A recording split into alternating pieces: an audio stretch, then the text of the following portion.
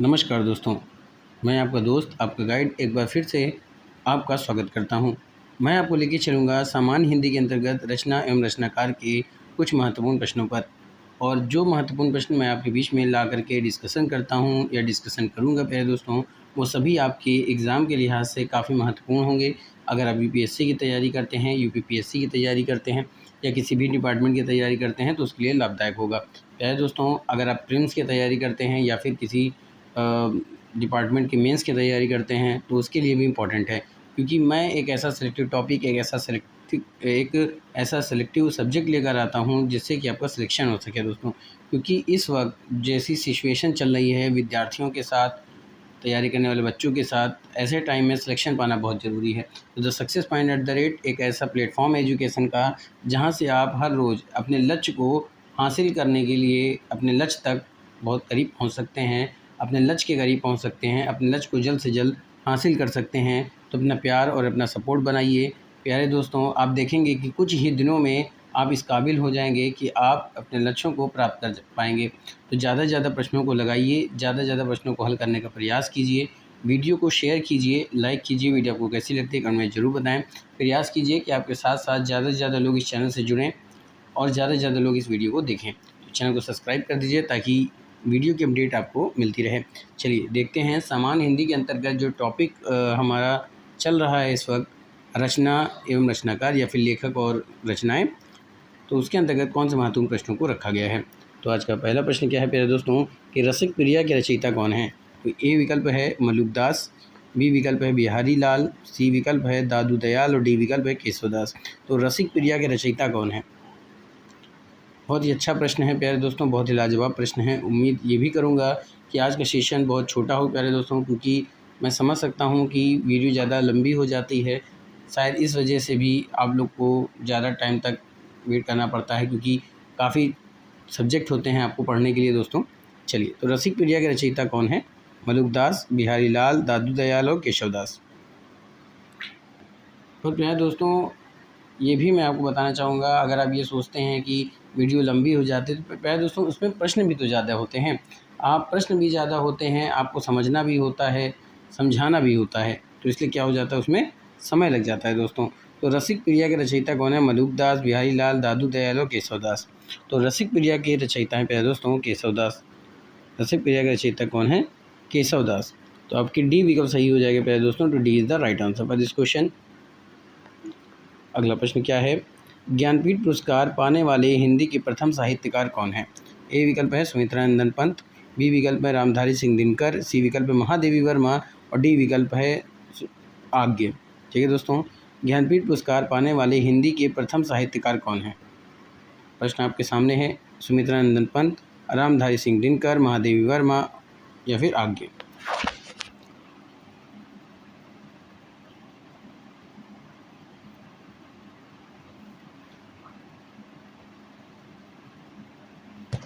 तो दोस्तों, ज्ञानपीठ पुरस्कार पाने वाले हिंदी के जो प्रथम साहित्यकार हैं वो हैं सुमित्रा नंदन पंत। कौन है दोस्तों। सुमित्रा नंदन पंत, यानी कि ए विकल्प सही हो जाएगा। तो A is the right answer for this question और ये प्रश्न आपके लिए इंपॉर्टेंट होगा। प्यारे दोस्तों, अगर आप ऑनलाइन प्रश्नों को देखना चाहते हैं या किसी सब्जेक्ट का अच्छे से अध्ययन करना चाहते हैं तो आप प्ले लिस्ट में जा कर के उसका अध्ययन कर सकते हैं, MCQ क्वेश्चन को देख सकते हैं। प्यारे दोस्तों, आपके लिए मैं लेकर आया हूँ संविधान से संबंधित कुछ महत्वपूर्ण टॉपिकों को। तो भारतीय संविधान पे हमारा शुरुआत से डिस्कशन चल रहा है, 0 लेवल से लेकर के हाई लेवल तक उस पर डिस्कशन करेंगे। तो दिन में 2 बजे प्यारे दोस्तों मैंने एक वीडियो शुरू करी है। उस वीडियो में क्या है कि आप संविधान से संबंधित प्रश्नों को देखेंगे, उससे संबंधित महत्वपूर्ण टॉपिकों को देखेंगे दोस्तों। तो अगर आप संविधान को भी पढ़ना चाहते हैं तो आप दोपहर 2 बजे जो वीडियो अपडेट होगी संविधान के लिए, तो आप उसके लिए उसको पढ़ सकते हैं, समझ सकते हैं। प्यारे दोस्तों, बहुत ही अच्छा सेशन है, वो भी आप उसको भी देखें, क्योंकि संविधान भी पढ़ना जरूरी, क्योंकि आपके एग्ज़ाम में संविधान भी आएगा दोस्तों। हम हर सब्जेक्ट का फिर से रिवीजन करेंगे दोस्तों। तो ज्ञानपीठ पुरस्कार पाने वाले प्रथम हिंदी के साहित्यकार कौन है। सुमित्रा नंदन पंत। अगला प्रश्न है, विनय पत्रिका के रचयिता के नाम क्या हैं।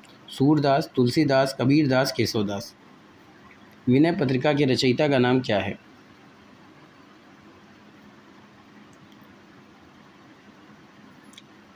विनय पत्रिका के रचयिता का नाम क्या है? ए विकल्प है सूरदास, बी विकल्प है तुलसीदास, सी विकल्प है कबीरदास और डी विकल्प है केशवदास।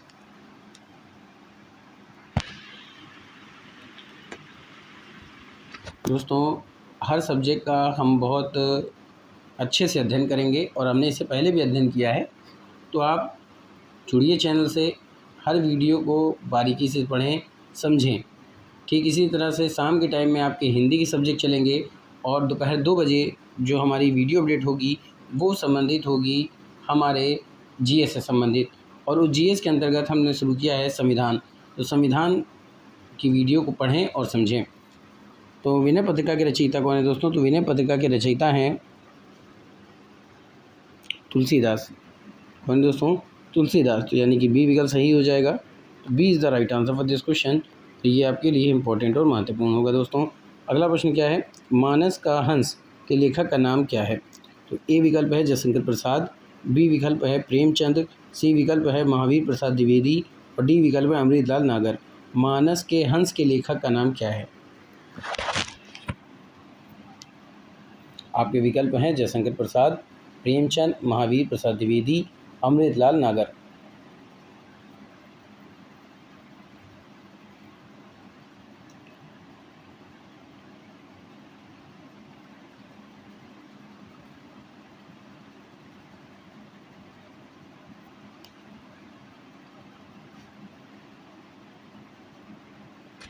दोस्तों, मानस का हंस के लेखक का नाम क्या है? तो मानस का हंस के लेखक का नाम है अमृतलाल नागर। अमृतलाल नागर कौन से ऑप्शन पे दे रहा है, कौन से विकल्प में दे रहा है? तो डी विकल्प पे दे रहा है दोस्तों। तो डी विकल्प आपका क्या हो जाएगा? सही हो जाएगा। तो D is the right answer for this question दोस्तों। और ये आपके लिए क्या हो जाएगा? इंपॉर्टेंट हो जाएगा और महत्वपूर्ण हो जाएगा।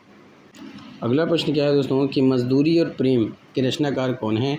ए विकल्प है सरदार पूर्ण सिंह, बी विकल्प है बालकृष्ण भट्ट, सी विकल्प है प्रताप नारायण मिश्र और डी विकल्प है रामचंद्र शुक्ल। दोस्तों, फटाफट से उत्तर दीजिए कि मजदूरी और प्रेम के रचनाकार कौन है। प्यारे दोस्तों, ज़्यादा से ज़्यादा प्रश्नों को लगाने का प्रयास कीजिए। जैसे ही वीडियो शुरू हो तो कॉपी पेन लेके बैठें ताकि हम ये जान सकें कि आप कितने सही प्रश्नों के उत्तर देते हैं।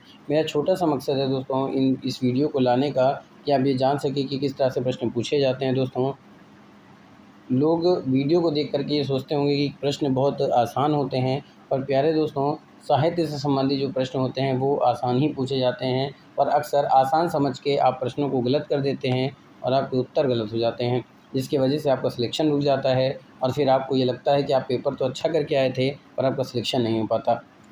प्यारे दोस्तों, आसान प्रश्नों को भी पढ़ना बहुत ज़रूरी है क्योंकि अक्सर उसी में बच्चे गलती करते हैं। तो मजदूरी और प्रेम के रचनाकार कौन है? विकल्प है सरदार पूर्ण सिंह, बालकृष्ण भट्ट, प्रताप नारायण मिश्र, रामचंद्र शुक्ल। तो मजदूरी और प्रेम के जो रचनाकार हैं वो कौन है? तो सरदार पूर्ण सिंह। सरदार पूर्ण सिंह कौन से विकल्प में दे रहा है? ए विकल्प है। तो A is the right answer for this question दोस्तों। और ये आपके लिए क्या होगा? इंपॉर्टेंट होगा। पर अगर मैं आपसे बात कहूँ प्यारे दोस्तों, ये जो मजदूरी और प्रेम है ये किस प्रकार की रचना है? निबंध है कि उपन्यास है कि नाटक है, क्या है?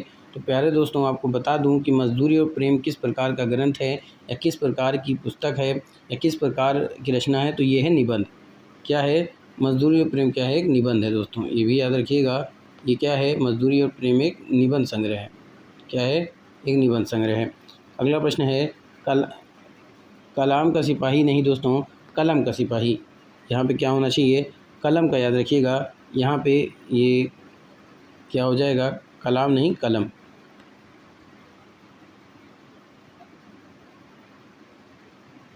ठीक है दोस्तों, कलम का सिपाही क्या है? तो ए विकल्प है आत्मकथा है, रेखा चित्र है, संस्मरण है या जीवनी है। तो कलम का सिपाही क्या है? क्या है प्यारे दोस्तों? फटाफट से उत्तर देने का प्रयास कीजिएगा। आत्मकथा, रेखा चित्र, संस्मरण, जीवनी।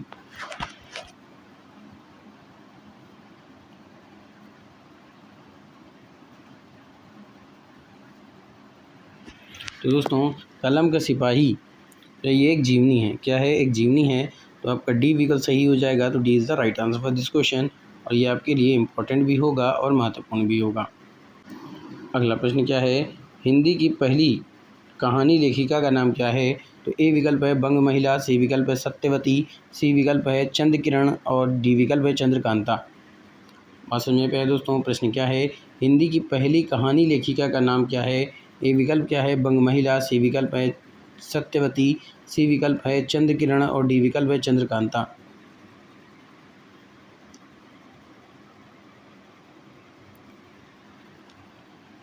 प्यारे दोस्तों, अगर अभी तक आपने चैनल को सब्सक्राइब नहीं किया है तो चैनल को सब्सक्राइब कर दीजिए, बेल आइकन ऑन कर दीजिए ताकि वीडियो की अपडेट आपको मिलती रहे। वीडियो को ज़्यादा से ज़्यादा शेयर कर दीजिए, लाइक कर दीजिए। वीडियो आपको कैसी लगती है कमेंट में ज़रूर बताएं। प्रयास कीजिए कि आपके साथ साथ और लोग भी चैनल से जुड़ें।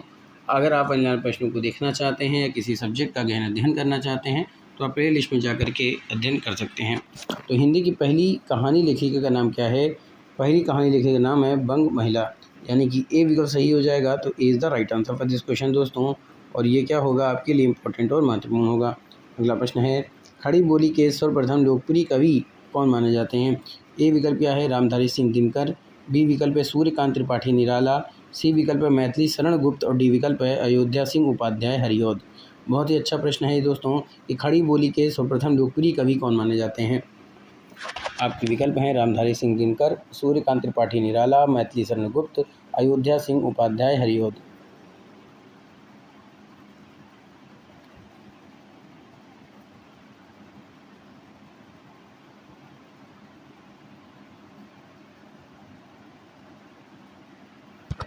दोस्तों, खड़ी बोली के सर्वप्रथम लोकप्रिय कवि जो हैं वो कौन हैं? तो खड़ी बोली के सर्वप्रथम लोकप्रिय कवि माने जाते हैं अयोध्या सिंह उपाध्याय हरिऔध, यानी कि डी विकल्प सही हो जाएगा। तो D is the right answer for this question, और ये आपके लिए इंपॉर्टेंट और महत्वपूर्ण है प्यारे दोस्तों। साथ ही एक चीज़ और कहना चाहूँगा दोस्तों कि अगर आप सिलेक्शन पाना चाहते हैं तो वीडियो को शुरुआत से अंत तक ज़रूर देखें। क्या पता कि जो प्रश्न पूछे जाएँ वो डिक्टो यहीं से पूछ लिया जाए दोस्तों, क्योंकि ऐसे ही प्रश्न एग्ज़ाम में पूछे जाते हैं। अगर आप किसी भी डिपार्टमेंट की तैयारी करते हैं, UPSC, UPPSC, TGT, PGT, UPSI या किसी भी डिपार्टमेंट की तैयारी करते हैं तो उसके लिए महत्वपूर्ण सेशन है। तो आपने क्या देखा दोस्तों कि खड़ी बोली के सर्वप्रथम लोकप्रिय कवि कौन माने जाते हैं? तो अयोध्या सिंह उपाध्याय हरिऔध, यानी कि डी विकल्प सही हो जाएगा। तो D is the right answer for this question दोस्तों। अगले प्रश्न की तरफ चलते हैं। तो अगला प्रश्न क्या है, ज्ञानमार्गी शाखा के कवियों को किस नाम से पुकारा जाता है? यानी जो ज्ञानमार्गी शाखा के कवि हैं उनको किस नाम से जाना जाता है? इस तरह से भी प्रश्न पूछा जा सकता है। तो ए विकल्प है सिद्ध कवि, बी विकल्प है नाथपंथी कवि, सी विकल्प है भक्त कवि और डी विकल्प है संत कवि। तो ज्ञानमार्गी शाखा के कवियों को किस नाम से पुकारा जाता है?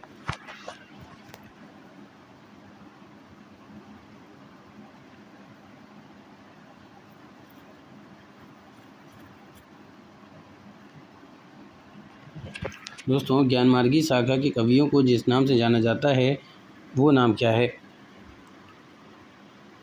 तो ज्ञानमार्गी शाखा के कवियों को संत कवि के नाम से जाना जाता है। संत कवि आपके डी विकल्प में दे रहा है। तो D is the right answer for this question दोस्तों, और ये आपके लिए इम्पोर्टेंट होगा और महत्वपूर्ण होगा दोस्तों। आगे चलते हैं। अगला प्रश्न क्या है दोस्तों, अपभ्रंश का वाल्मीकि किसे कहा जाता है? ए विकल्प है पुष्पदंत को, बी विकल्प है धनपाल को, सी विकल्प है शालीभद्र सूरी को, डी विकल्प है स्वयंभू को।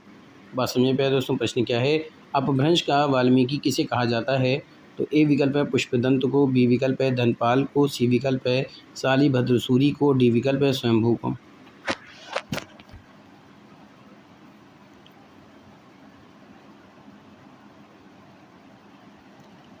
अपभ्रंश का वाल्मीकि किसे कहा जाता है?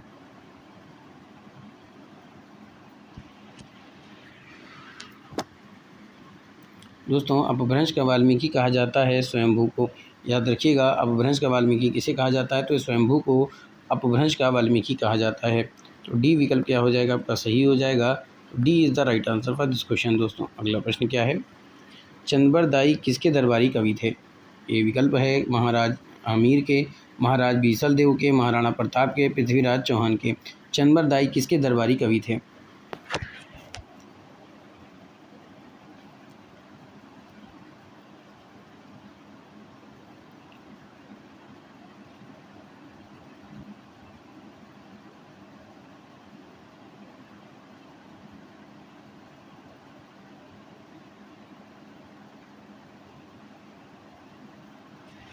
दोस्तों, चंदबरदाई किसके दरबारी कवि थे?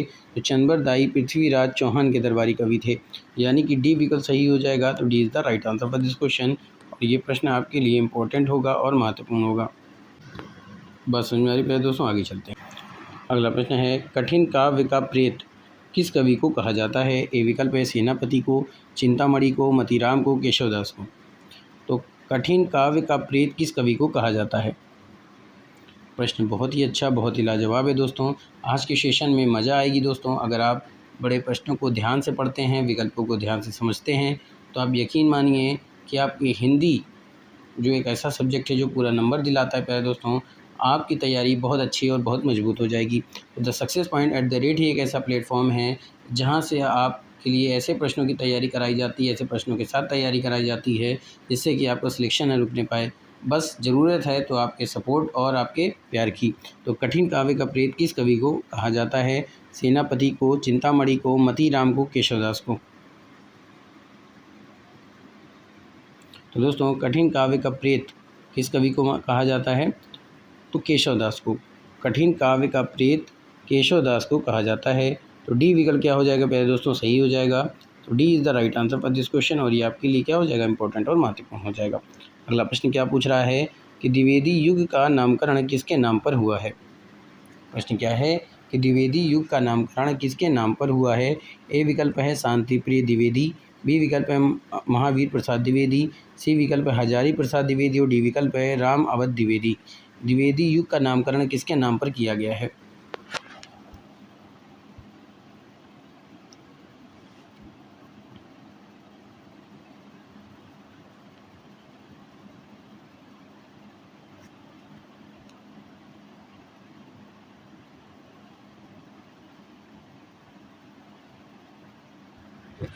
दोस्तों द्विवेदी युग का नामकरण किसके नाम पर हुआ है?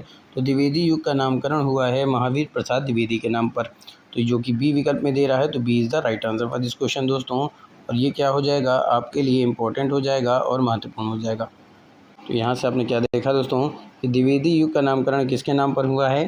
तो महावीर प्रसाद द्विवेदी के नाम पर, यानी कि बी विकल्प सही हो जाएगा। तो B is the right answer for this question, ये इंपॉर्टेंट हो जाएगा। अगला प्रश्न क्या है? हिंदी प्रदीप के यशस्वी संपादक का नाम क्या है? धारी सिंह गोस्वामी, बालकृष्ण भट्ट, अंबिका दास व्यास, लाला भगवान दीन। हिंदी प्रदीप के यशस्वी संपादक का नाम क्या है?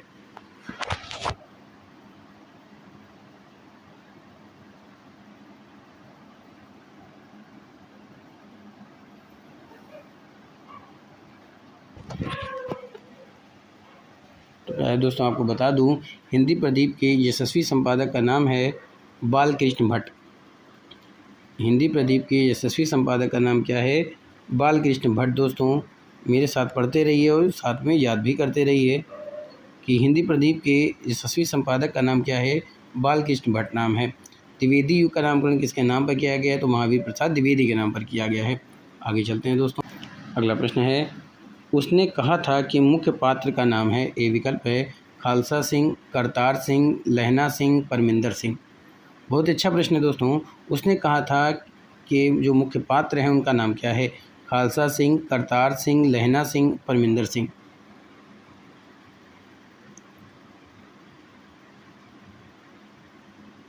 प्यारे दोस्तों उसने कहा था कि मुख्य पात्र का नाम है लहना सिंह। क्या नाम है दोस्तों? उसने कहा था मुख्य पात्र का नाम क्या है? लहना सिंह, जो कि सी विकल्प में दे रहा है। C is the right answer for this question, और ये आपके लिए क्या हो जाएगा? इंपॉर्टेंट और महत्वपूर्ण हो जाएगा दोस्तों। अगला प्रश्न क्या है कि निम्नलिखित में से कौन सा नाटक प्रसाद का नहीं है? ए विकल्प है स्कंदगुप्त, बी विकल्प है ध्रुव स्वामिनी, सी विकल्प है सिंदूर की होली, डी विकल्प है जनमेजय का नाग यज्ञ। दोस्तों निम्नलिखित में से कौन सा नाटक है जो प्रसाद का नहीं है?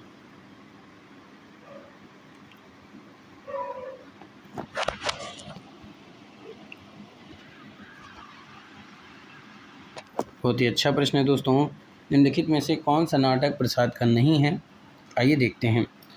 स्कंदगुप्त प्यारे दोस्तों, और स्कंदगुप्त की बात करें या फिर ध्रुव स्वामिनी की बात करें या फिर सिंदूर की होली की बात करें, तो ये तीनों ही क्या हैं? प्रसाद के हैं दोस्तों। याद रखिएगा, ये तीनों ही क्या हैं? प्रसाद के नाटक हैं। चाहे वो स्कंदगुप्त हो, ध्रुव स्वामिनी हो, सिंदूर की होली हो, ये प्रसाद के नाटक हैं। पर जनमेजय नाग यज्ञ जो है ये प्रसाद का नहीं है दोस्तों। एक बार माफ़ कीजिएगा दोस्तों, यहाँ पे थोड़ा सा कुछ मिस्टेक हो गई।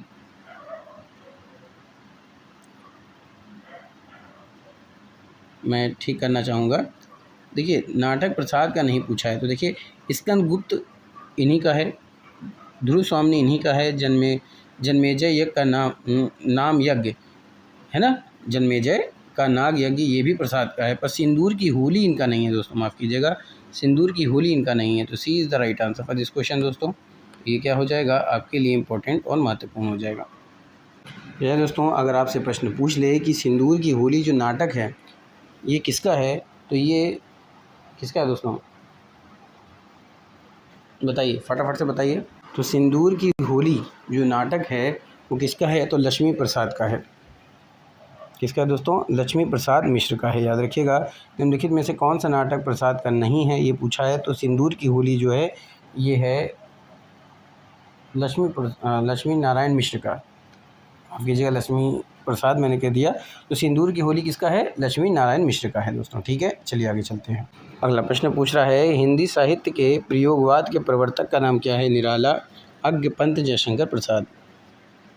तो हिंदी साहित्य के प्रयोगवाद के प्रवर्तक का नाम क्या है, आज्ञ, क्या है, आज्ञ, यानी कि बी विकल्प सही हो जाएगा। तो B is the right answer for this question दोस्तों। ये आपके लिए इंपॉर्टेंट और महत्वपूर्ण होगा। अगला प्रश्न क्या है, मृगनयनी उपन्यास के रचनाकार कौन हैं, उपेंद्र नाथ अश्क, यशपाल, जैनेन्द्र कुमार, वृंदावन लाल वर्मा। बहुत ही अच्छा प्रश्न दोस्तों कि मृगनयनी उपन्यास के रचनाकार कौन है, उपेंद्र नाथ अश्क, यशपाल, जैनेन्द्र कुमार, वृंदावन लाल वर्मा।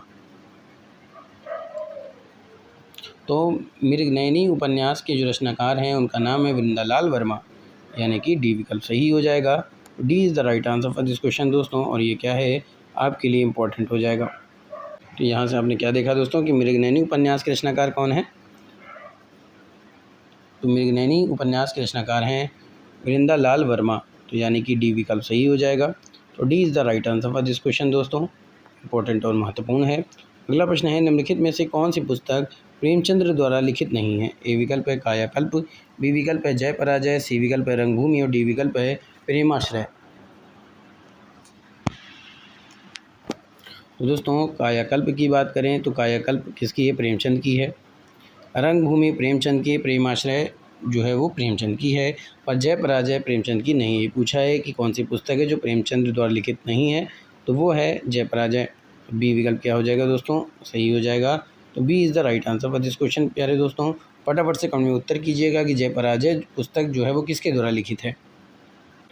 अगला प्रश्न है दोस्तों कि भ्रमर गीत के रचयिता हैं। ए विकल्प है सूरदास, बी विकल्प है धनानंद, सी विकल्प है विद्यापति और डी विकल्प है शिव सिंह। भ्रमर गीत के रचयिता कौन है, सूरदास, धनानंद, विद्यापति, शिव सिंह। तो दोस्तों भ्रमर गीत के रचयिता हैं सूरदास, यानी कि ए विकल्प सही हो जाएगा। तो A is the right answer for this question दोस्तों। और ये आपके लिए इंपॉर्टेंट होगा और महत्वपूर्ण होगा।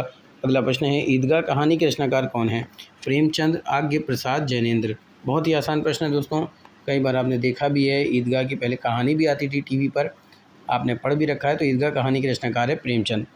कौन है दोस्तों, प्रेमचंद, यानी कि ए विकल्प सही हो जाएगा। तो A is the right answer for this question. और ये आपके लिए क्या हो जाएगा, इंपॉर्टेंट हो जाएगा। आगे चलते हैं। अगला प्रश्न क्या है दोस्तों कि वीरों का कैसा हो बसंत के रचयिता हैं। ए विकल्प है केदारनाथ मिश्र, सुभद्रा कुमारी चौहान, आज्ञ और धर्मवीर भारती। इससे पहले भी शायद हम लोगों ने इस प्रश्न को देख रखा है। तो वीरों का कैसा हो बसंत के रचयिता कौन है, तो वीरों का कैसा हो बसंत के रचयिता है दोस्तों सुभद्रा कुमारी चौहान। क्या हो जाएगा, सुभद्रा कुमारी चौहान, यानी कि बी विकल्प सही हो जाएगा। तो B is the right answer for this question दोस्तों। ठीक है, आगे चलते हैं।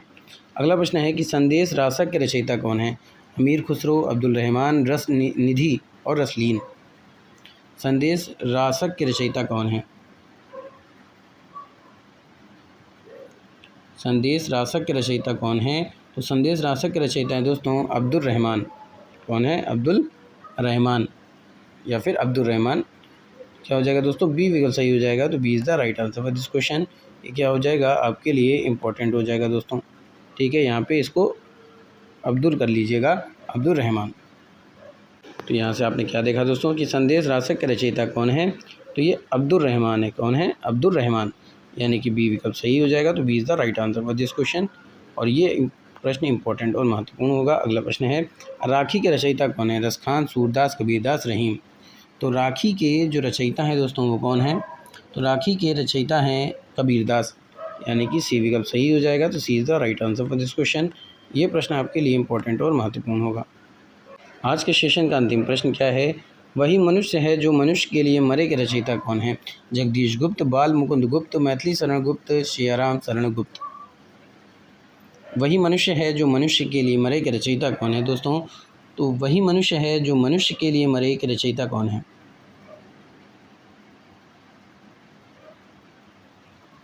फटाफट से उत्तर देने का प्रयास कीजिएगा। तो वही मनुष्य है जो मनुष्य के लिए मरे के रचयिता है मैथिली शरण गुप्त।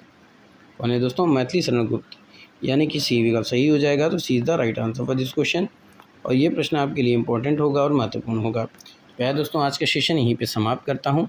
उम्मीद करता हूँ कि हर सेशन की तरह आज का सेशन भी आपको पसंद आया होगा। तो इसी तरह से पढ़ते रहिए, मेहनत करते रहिए। मेरी ईश्वर से प्रार्थना है कि आप सबका सिलेक्शन हो। हमारी और आपकी मुलाकात the success point at the rate पर होगी, क्योंकि the success point at the rate education का एक ऐसा प्लेटफॉर्म है जहाँ से आप हर रोज़ महत्वपूर्ण प्रश्नों को प्राप्त करते हैं। तो फिर मिलेंगे, तब तक के लिए थैंक यू। जय Hind, wish you all the best.